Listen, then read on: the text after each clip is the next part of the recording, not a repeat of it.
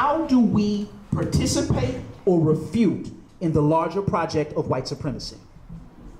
How do we participate or refute in the larger project of white supremacy? How do we participate or refute in the larger project of white supremacy? Right? And that's for everybody to answer. How do we approve or refute the larger project of white supremacy? And based on those two answers, what is the work moving forward, recognizing our own complicitness in it?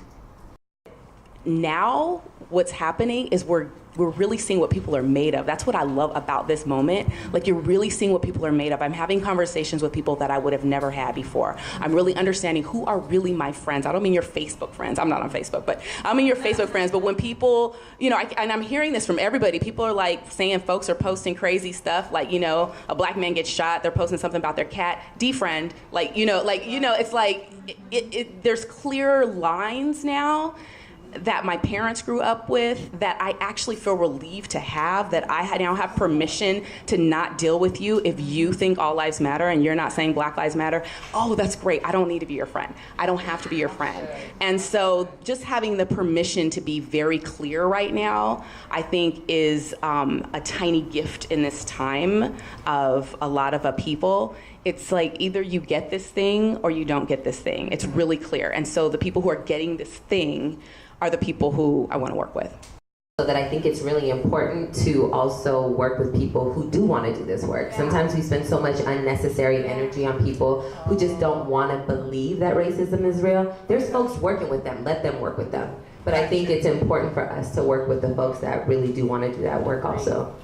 Gloria Ladson-Billings said, when white tears come, she says, the first thing she says is, do you need a moment? Right? And if you need a moment, can you take that outside? Right? And it's that simple. Right? And then folks get into, well, what do you mean? And Gloria Ladson-Billings goes so far as says, she will ask her students, what did I just do? Right? That's modeling. She said, what did I just do? Right? I asked her not to further traumatize you in her own situation.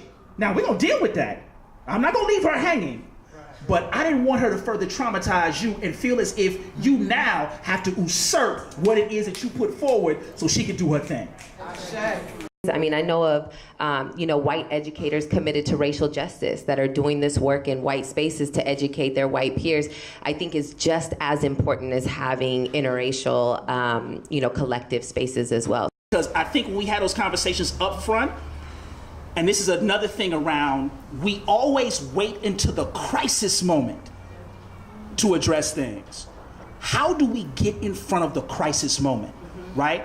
And one of the ways to get in front of the crisis moment is to be very clear about what these moments are, right? So Gloria Ladson-Billings says, your tears are much more than you just feeling emotional at the moment, right? Your tears are deeply connected to a larger project of marginalization and isolation. Right. Your tears are connected to my life not mattering, right? Sure. And you being privileged to now for all the attention to be focused on you. We will not do that here.